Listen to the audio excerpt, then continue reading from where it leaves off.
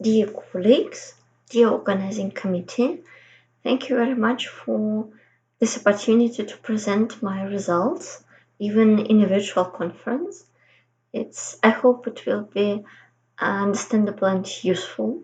I will present my results of a study dedicated to platform affordances and global networks, global migrant networks. I focus on Russian immigrants in different countries, and I'm studying global networks of Russian-speaking migrants in different countries based on platforms. In this paper, in this presentation, I will tell you about some findings on Telegram and Instagram. Network as a concept plays an important role in the studies of transnational migration.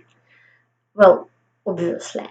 The rise of social media has broadened possibilities for people with migration experience to preserve their connections with their friends and relatives in their home country, as well as to create new social ties in the host country. Digitalization and its role in this process was conceptualized by Dana Deminescu in an epistemological manifesto called Connected Migrant. And many current research based on this manifesto emphasize the need for exploring the phenomena of the connected migrant and, for example, present beautiful results on how um, mothers of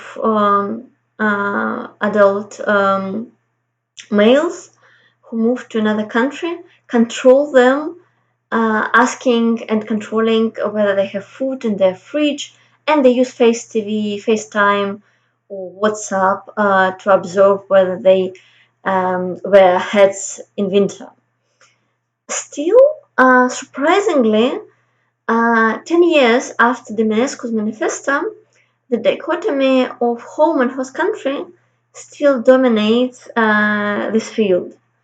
Global networking among migrants united by a common language, like, for example, Russian speaking, or by ethnic heritage, is under researched. There are only a few works dedicated to this question, for example, on Vietnamese community in Europe, but in general, I especially asked about it on the Diaspora and Migration Media Conference organized by Korea section, and I proved my hypothesis based on literature that this question is under researched. This type of social ties is absent in the research also of social networks usage by migrants. These social media usage studies focus on three other types of transnational communication with residents and other newcomers in a host society, as well as with people left in the home country. People mm, considered to be connected with those whom they left, as well as people they could be acquainted with in a new country from the migrant society or from the host country, representatives of the host community. Still, within the diaspora, for example, global communication of a diaspora is dominated with political studies. Political engagement of diaspora is studied on a global level. But the majority of studies of identity and integration or social media usage, as well as social ties and proper social network analysis, they all are dominated by this dichotomy host and home country, even in the study that start with transnational context. Um, Mapping of digital diaspora is also common, and some connections of websites, also done for Russian speaking websites, represent this global scale and show that global scale, global level is present and it's important to study it. I focus on platform affordances and institutional context within networks among Russian-speaking migrants that are created not only in one host country, but between host countries across national borders. Um, the needs and demands of migrants transform the relations between social media and their users. So we usually have this ambiguity of affordances studies. Platform affordances influences the relations, and users influence the platform affordances. The empire strikes back. My first platform, Telegram, is well known in Russia, at least in the biggest cities of Russia. Important notes about Telegram for those who never used it, have never used it. It's quite popular. 2 years ago, it already reached the level of 200 million users, not only in Russia but also outside. And Telegram is under researched in media studies. It dominated with books about Telegram and terrorism, but there's plenty of books, already Russian books and Russian even diplomas written about Telegram. It's really a very important source of political information and niche media. Uh, One of the main issues with Telegram is that it's till today it provides a chronological feed, unlike any other social service. It doesn't have any likes and comments. Uh, Bloggers actually organize it especially via bots, but by zero level, it doesn't provide such service. And Telegram allows to organize channels and chats called and also super groups for hundreds, thousands of users united in a chat or in a channel. So it provided a platform for running niche media with a very low level of entrance. This is how the app looks like. You have all your channels and personal chats in the left menu, in the center, and Telegram is very text oriented platform. Again, people include some photos and even videos and audios, but in general, it's text oriented. And you have even also some information about the channel or a group on the right side. Um, Russian global communication, Russian speaking migrants are united, first of all, via supergroups, or as I already said, the supergroups may include more than 100,000 of users, like this immigrator supergroup. And this supergroup is used as a platform for spreading entries written by different bloggers and organized by such kind of quasi-editorial um, team. It's not announced who is behind it. It's definitely a very small team, but it's typical for Telegram that you don't know very often who's behind um, some niche media or even news media on Telegram. Here you see the screenshots from posts like Blogger of the Week, Immigrant Blogger of the Week from Czech Republic, from Turkey, from US. Um, this supergroup promotes their blogs. They also run them on Telegram. And first of all, at the beginning, bloggers were the first who run their channels about migration, about their experience, with some advice, giving advice about how to migrate to their country, how to adopt to new society, uh, also spread some news about the country, and so on. Um, Later, this immigrator channel developed. They provided first by a special service for articles within Telegram. Nowadays, they have their own website, immigrator.org, and they publish the same articles on this website, and they have a special catalog for these articles. Again, personal stories about how to work and live in China, or how to move to Dominican Republic or Dominicana probably, not Dominican Republic. Uh, and you see, it's, as I said, it's quasi-editorial. It's organized through a team, so it's aggregating stories from different bloggers, and it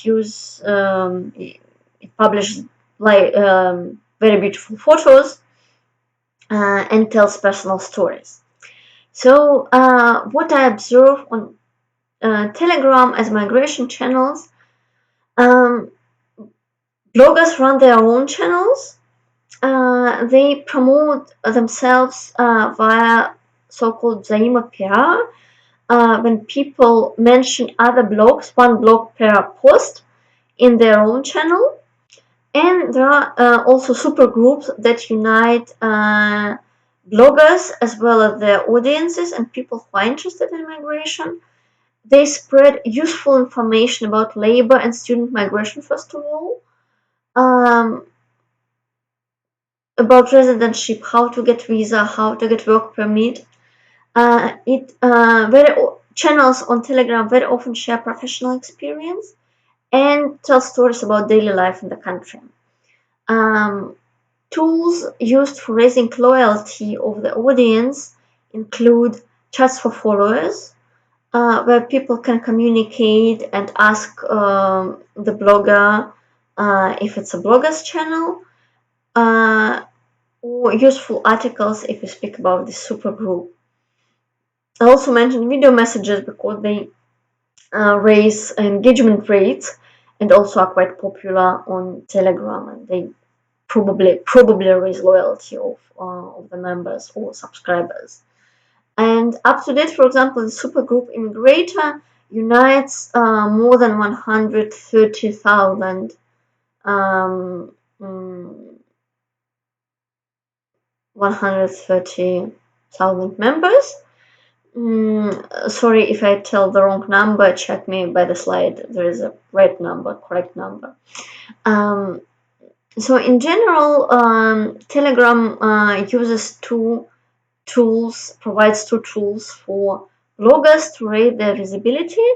It's to get sometimes a paid, sometimes a free mentioning by another blogger called Blame a PR, or to get involved into such supergroups and get your story or an article promoted and included into the supergroup agenda.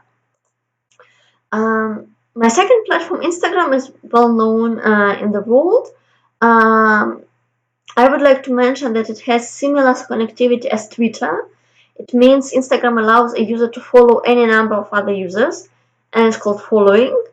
And Instagram social network is asymmetric. So if you follow somebody, you are not friends, you just follow, and you are a fan, so to say. So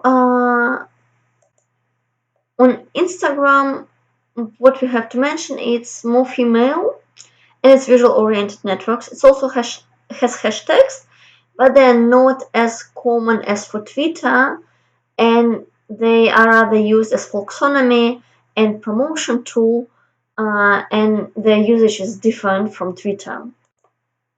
What I observed on Instagram run by Russian-speaking migrant bloggers, I found there quite an interesting phenomenon.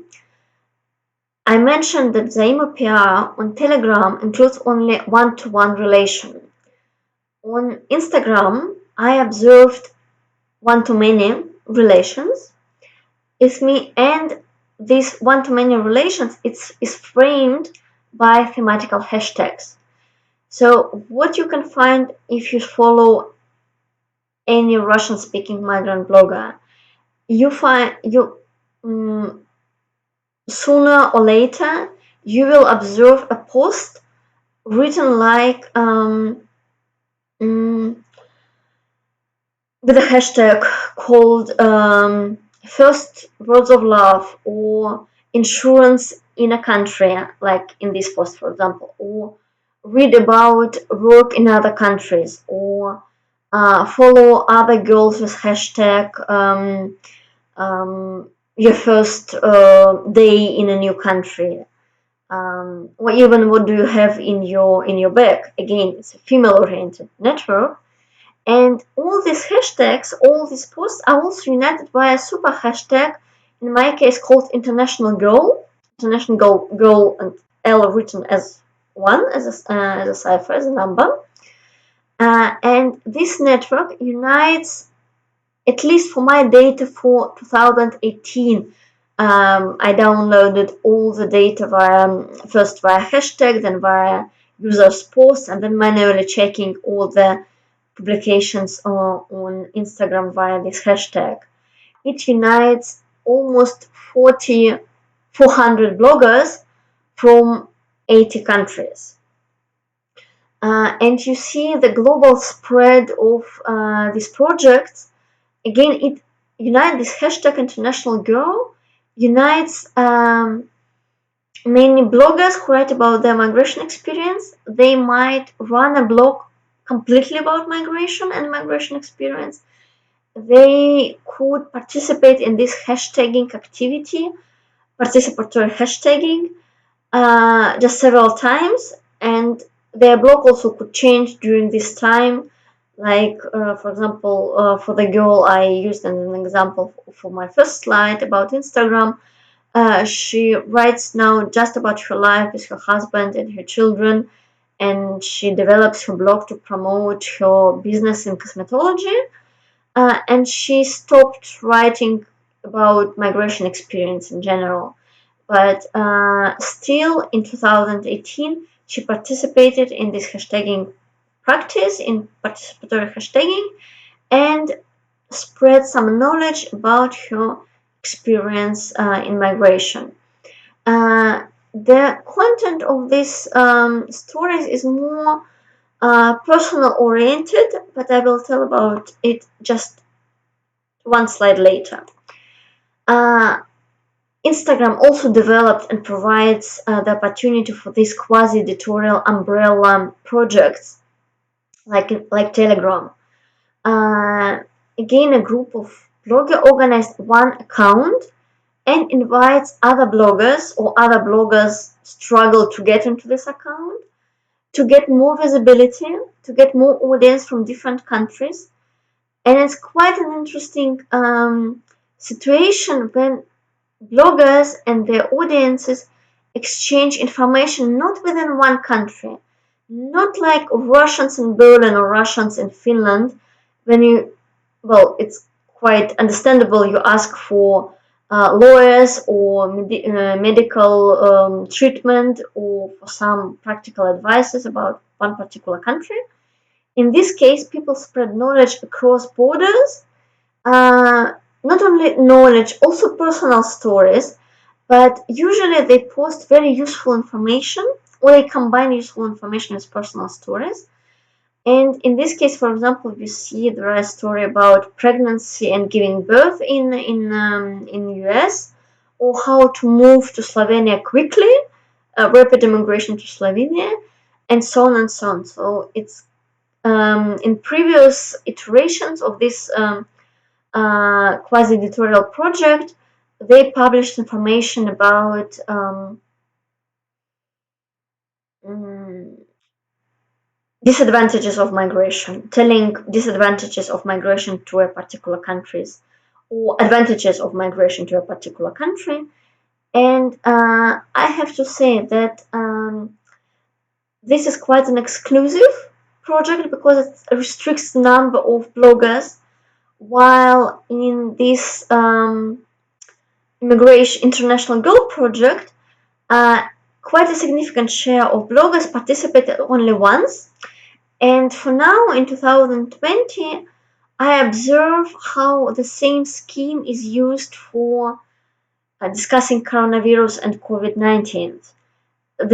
Some bloggers that I observed in this project now organized several participatory hashtagging actions with sharing the experience and knowledge about COVID-19 in different countries and discussing the desires and expectations what to do after the isolation period or quarantine period. So this idea of having a thematic hashtag uniting from 10 to 40 bloggers and promoting 5 of them in a post by one blogger and another 5 people in another post by another blogger, and this way organizing such kind of promotion of the whole set of participants is typical only for Instagram and is absent on Telegram.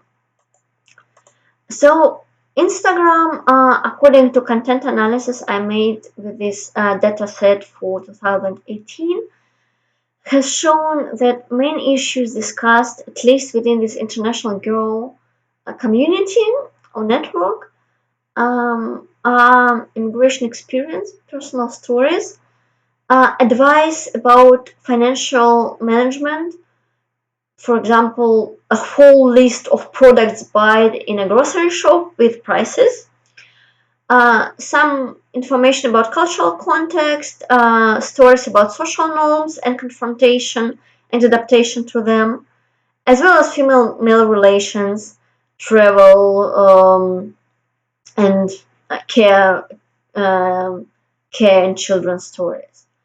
Um, Tools that Instagram migrants use to raise visibility are joint hashtags, hashtag of the week. They mention other bloggers, very often one by one, but also one to many is present, and it's very important because it's combined with joint hashtags. And publications in Instamedia in these quasi-editorial projects like Твой мир на ладони, well, your world on your hand. To raise loyalty, Instagram bloggers use comments. They actively involve people in commenting.